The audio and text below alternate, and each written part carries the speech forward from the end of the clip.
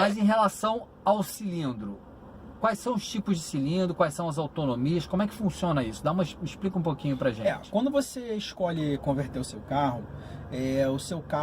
ele vai ter um tamanho lá. Se for um carro sem mala, com mala muito pequena, se for um carro 1.0, você pode ter você pode usar um cilindro menor, né, para ocupar menos espaço, para ser mais leve. Um carro hatch, né? Um carro hatch. Você vai ter uma autonomia menor também, né? E se você quiser usar um cilindro grande, você usa um cilindro. Vai depender do quanto você quer de autonomia para o seu carro. O que também não impede de você, por exemplo, ter um carro hatch, mas, por exemplo, você usa o seu carro só para trabalho e para você não tem problema nenhum de acabar com a mala. Como era aquele meu Golzinho branco, lembra? Eu tinha um Gol G3 branco que não tinha mala. Eu tinha um cilindro de 16 na mala do Gol. Eu ocupava a mala toda. Aquele carro que andava igual um Siri, né? Ele andava pro lado, eu lembro dele, lembro. Entendeu? Então você tem basicamente os cilindros mais usados atualmente em carros de pequeno porte são cilindros de 8 metros cúbicos. Okay. Né? Às vezes você bota dois cilindros de 8 metros cúbicos, um em cima do outro, e você ainda sobra um pouco de mala no carro. Tá, que aí não te ocupa espaço horizontal. Isso, ocupa espaço vertical. Tá. Você pode usar dois cilindros de 8, você pode usar um cilindro de 8 só com uma autonomia menor, né? Porque você vai rodar menos. E basicamente você tem os cilindros de 16 metros. Então depois de 8 vai para 16. Basicamente 8, 16, 18, 20, 21 metros cúbicos. E aí você tem os cilindros um pouco maiores que são para outros veículos, tipo Kombi. Tá. Você tem cilindro de 25 metros que só dá mais para Kombi.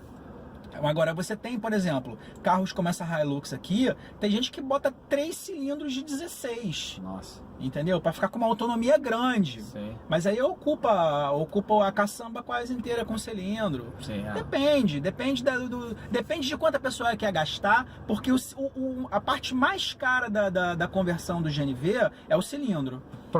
Percentualmente o mais caro é o cilindro, entendeu? Então, você vai depender de quanto você quer gastar. Entendi. Entendeu? Basicamente, hoje em dia, está se usando mais o cilindro de 16 metros. Para o uso cotidiano de 16 metros. É o que tem a melhor relação custo-benefício. Que tem a melhor relação custo-benefício. Entendi.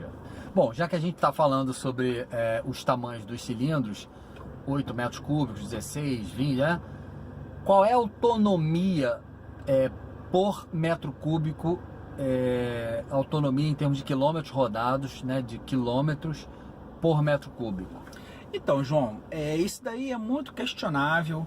Tem gente que acha que 1 metro cúbico roda muito mais do que 1 litro de gasolina, porque as equivalências é assim, 1 metro cúbico em comparação com 1 litro de gasolina. Então, cara, na minha opinião, com a minha experiência, eu acho o seguinte: você tem basicamente a mesma rodagem com 1 metro cúbico e com 1 litro de gasolina. Talvez você ganhe um pouquinho no GNV, coisa de 5 a 10% no máximo em relação à gasolina. Mas basicamente você tem consumo...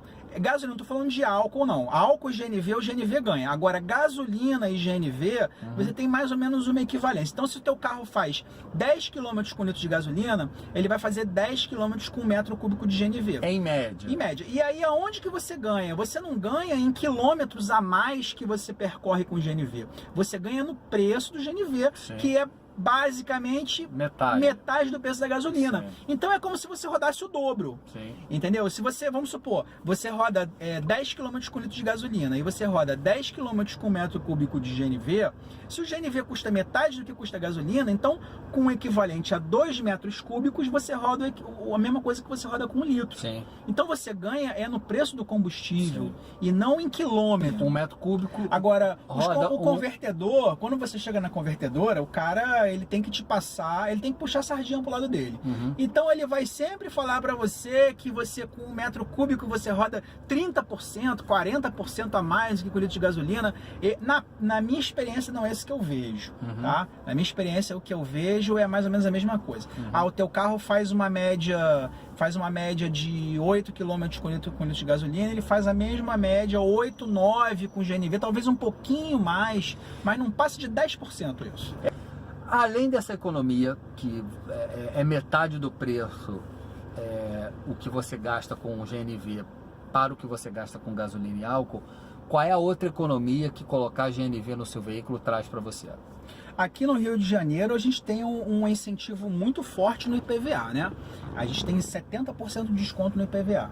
Tá, então se você paga 2.000 de IPVA, vai para um carro 600. desse aqui que a gente está agora, o IPVA aqui no Rio, que está na faixa, se eu não me engano, de 4,5% do valor venal do veículo, você tem uma redução de 70%. O IPVA de uma Hilux dessa daqui, aqui no Rio, é 3.000 e poucos reais. Nossa. Com o GNV cai para 1.200.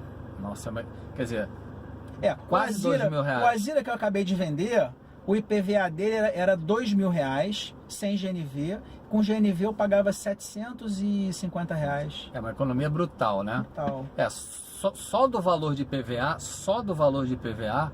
então, em 2 anos se paga. O GNV, ele se paga de acordo com quanto tempo você vai ficar com o carro e quanto você vai rodar. E quanto você roda. Por exemplo, se você gastar 5.000 para converter um carro, ficar com ele 4 anos, um carro desse aqui, você já vai economizar, sei lá, 1.500, 1.700 por ano no IPVA, Sim. Fora o que você vai economizar, que você ia deixar de gastar com a gasolina.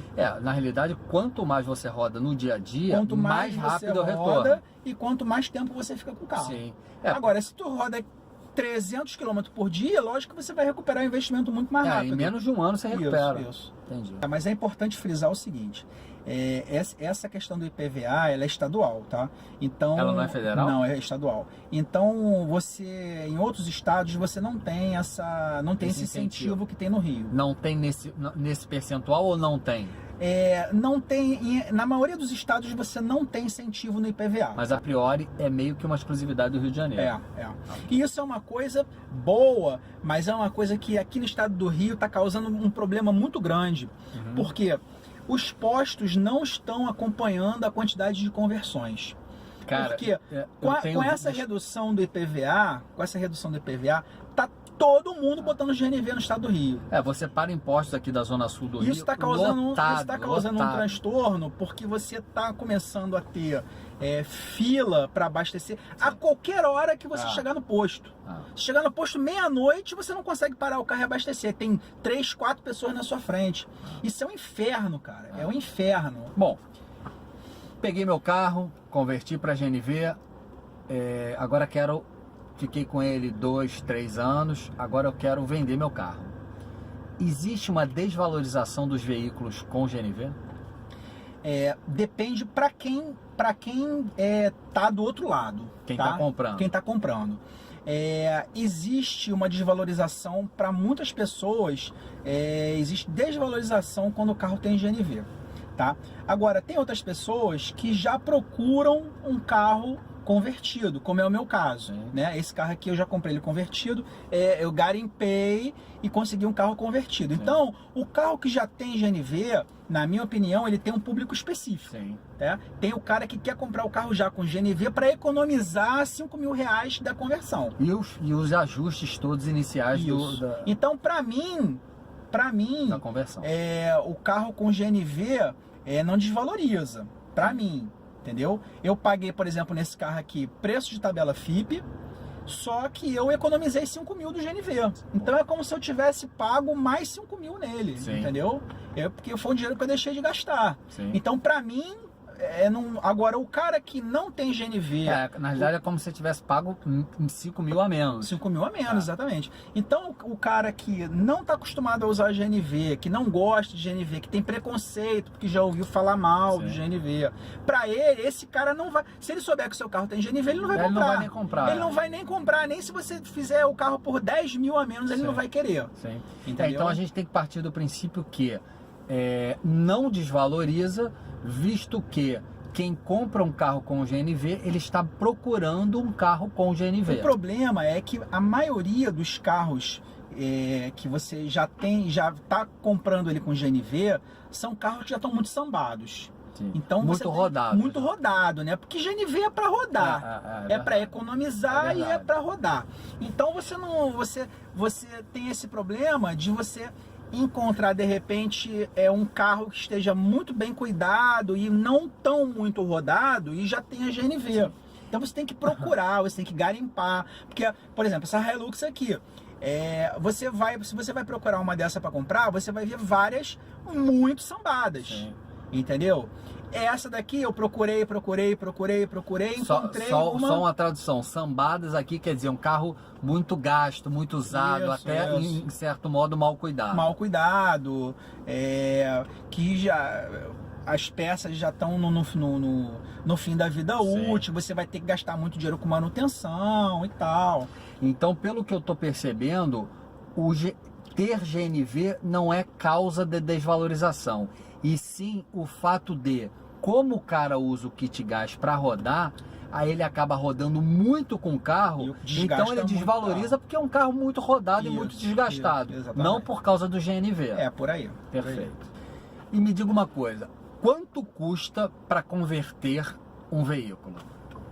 Tá, vamos lá. Você tem aí para kits de terceira geração, que são os kits aspirados. Então vamos só voltar um pouquinho, porque eu acho que a gente ainda não tocou nesse assunto, eu acho que é importante para a sequência lógica do vídeo. Das gerações, né? Exatamente. Quais são as gerações, porque os kits GNV são conhecidos ou são apresentados no mercado por geração. Primeira geração... não vamos nem falar do primeira e segunda, que é muito antigo. Vamos falar só do terceira, quarta, quinta e sexta. Ok. Tá? Mas basicamente você tem dois tipos de sistema de conversão de GNV. Você tem o GNV aspirado e o GNV injetado. Ok. Que basicamente é o terceira e o quinta geração. O terceira geração... Aspirados são para carros com injeção multiponto. Ou não? Sim, não, é o tipo de como o GNV vai para o motor. Tá. Como o carro tem a injeção multiponto, tem os bicos injetores. Sim. Agora os kits de quinta geração eles têm bicos injetores também de GNV. Ah, entendi. Tá? E o terceira geração é diferente. Terceira geração, o GNV ele vai para o motor aspirado pelo TBI. Entendi. É o processo do mesmo jeito que o TBI, o GNV, o bico, a mangueira do GNV, ela entra ali junto com o TBI. E aí, conforme você aspira o ar para dentro do motor, o ar vai junto com o GNV. Sim. E assim ele vai para o motor. Então é o processo de ida do GNV para o motor. Não tem nada a ver com o tipo de injeção do carro. O terceira geração é o kit aspirado. Uhum. O quarta geração, que o pessoal chama, é a mesma coisa que o terceira, é um kit aspirado, só que ele, em vez da regulagem ser feita de forma manual, ele tem um gerenciadorzinho eletrônico e tem um motorzinho de passo. Só que ele é aspirado igual o terceira. Mas na prática, qual é a diferença de um e do outro? O que essa eletrônica modifica? O quarta geração, ele é regulado através de um equipamento, um computadorzinho também. Entendeu? E como se fosse o quinta, mas ele não é injetado, ele é aspirado. Então ele é um pouco melhor do que o de terceira geração, ele é um pouco mais...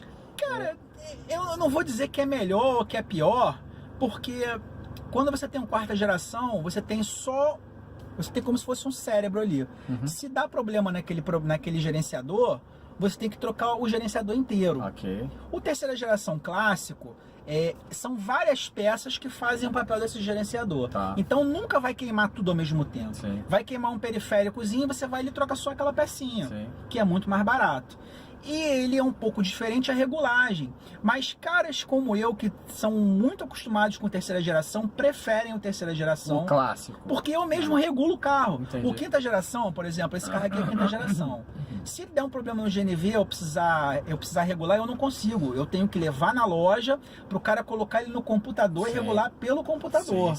Terceira geração não, terceira geração é tudo analógico, é manual. Você vai lá e regula ele na mão. No olhômetro. É como se fosse o antigo carburador. No ouvido, entendeu? É basicamente isso. Tem gente que tá ouvindo aí e não sabe nem o que é carburador, né? Que você fazia a regulagem do giglê, para acertar o ponto do carro. E o quinta geração basicamente aí já é totalmente diferente do terceira. O terceiro e quarto é a mesma coisa.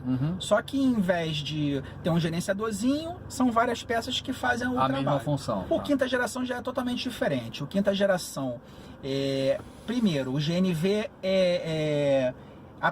ele é colocado dentro do motor por pressão positiva, né? O terceira geração é pressão negativa. O quinta geração é pressão positiva. É igual o bico injetor de gasolina. Ele joga o GNV lá dentro joga o GNV direto pro motor. E você tem tudo comandado por uma central eletrônica igual à central eletrônica do carro. Ok. A ECU do carro, Sim, você sim. tem uma ECU do GNV, Do GNV. que ela basicamente copia todos os parâmetros da ECU do teu carro. Ele clona. Ela tipo clona a ECU do teu carro e ela monta ali naquela ECU dela o mapa para... e pro GNV. Legal. Exatamente. Só que ali você não tem acesso, nada manual. É tudo computador. Tudo computadorizado. Sim. Qualquer coisa é igual o carro, quando você bota no computador, o GNV você bota no computador também. Legal, bacana. Entendeu? O sexta geração, ele é similar ao quinta no quesito de ser injetado. Só que aí existe uma diferença, porque o sexta geração, como carro é injeção direta, você não pode desligar a injeção do carro. Então o sexta geração ele funciona com os dois combustíveis ao mesmo tempo. Só que ele é regulado para funcionar com, por exemplo, explica aí que isso eu não entendi. o sexta geração, ele vai injetar GNV, mas vai ter que estar sempre injetando um pouco de gasolina para manter o sistema ativo. Entendeu? O de sexta faz isso. O de sexta faz isso. Isso é melhor ou pior? É diferente. Você não pode, ele é um pouco menos econômico, porque você não porque você não para a injeção de gasolina, você reduz ela. Se eu não me engano, acho que é 20% do normal. Sim.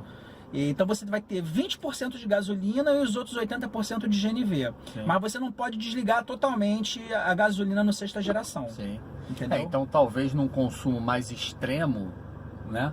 Esse sexta geração seja melhor por manter lubrificado o sistema, sim, né? Sim. Na verdade, o intuito é esse mesmo. Legal. Pô, eu sou especialista porque em parece GNV. que eu não tenho a informação técnica, mas parece que se você cortar a injeção de gasolina, você queima aquele sistema da injeção direta e aquele de sexta geração. No de sexta geração. Entendi.